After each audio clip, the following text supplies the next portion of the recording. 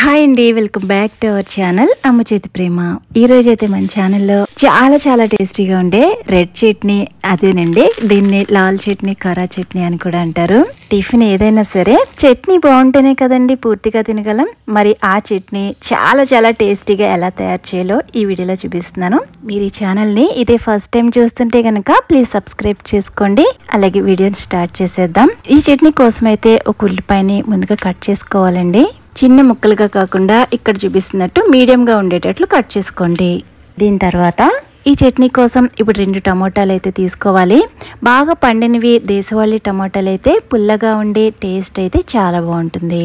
వీటిని కూడా మనం ఉల్లిపాయలు ఎలాగైతే కట్ చేసుకున్నామో సేమ్ ప్రాసెస్లో కట్ చేసుకుని రెడీగా ఉంచుకోవాలి. ఇప్పుడు స్టవ్ మీద వెడల్పాటి కడాయి పెట్టుకుని 1 టీ స్పూన్ పచ్చిశనగపప్పు, మరో 1 టీ స్పూన్ మినపగుళ్ళు, మరో 1/2 టీ స్పూన్ వరకు జీలకర్ర వేసుకుని లో ఫ్లేమ్ లో వీటిని బాగా డ్రై రోస్ట్ చేసుకోవాలి.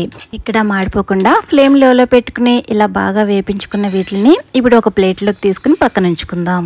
ఇప్పుడు అదే కడాయిలో 2 టేబుల్ స్పూన్స్ వరకు ఆయిల్ వేసుకోండి. ఆయిల్ హీట్ అయిన తర్వాత 5-6 వెల్లుల్లి, అలాగే 1 ఇంచ్ అల్లం ముక్కను కూడా ఇక్కడ చూపిస్తున్నట్టు కట్ చేసి వేసుకుని ఈ రెండిటిని కూడా ఫ్లేమ్ ని మీడియంలో పెట్టుకుని 2 నిమిషాల పాటు వీటికున్న పచ్చివాసన పోయేంత వరకు ఫ్రై చేసుకున్న తర్వాత మనం ముందుగా కట్ చేసి పెట్టుకున్న ఉల్లిపాయలు వేసుకోవాలి.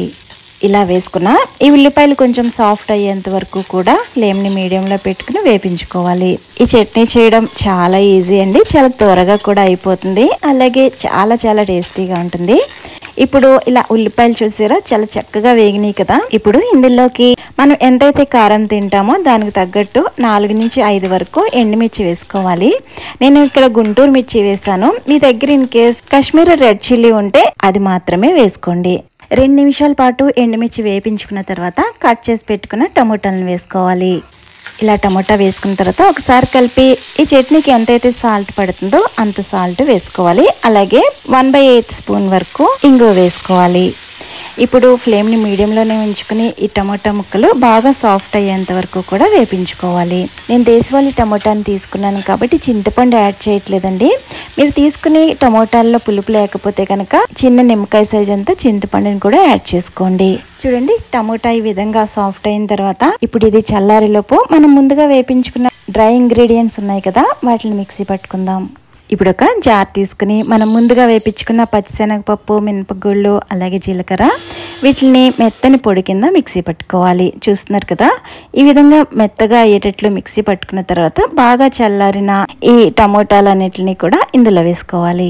ఇందులో మీరు తినే కన్సిస్టెన్సీకి తగ్గట్టు వాటర్ని 1/2 కప్పు వరకు యాడ్ చేసుకోవచ్చు. చూస్తున్నారు కదా, నేనైతే ఈ కన్సిస్టెన్సీలో దీన్ని మిక్సీ పట్టుకున్నాను. ఇప్పుడు దీన్ని పోపు వేసుకుందాం. 1 టీ స్పూన్ ఆయిల్లో ఆవాలు, ఎండుమిర్చి, అలాగే కరివేపాకు ఇలా పోపు వేసుకుని మన చట్నీలో కలుపుకోవడమే.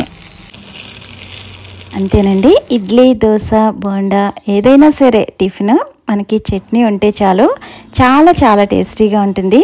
మీకు ఈ వీడియో నచ్చిందని అనుకుంటున్నాను.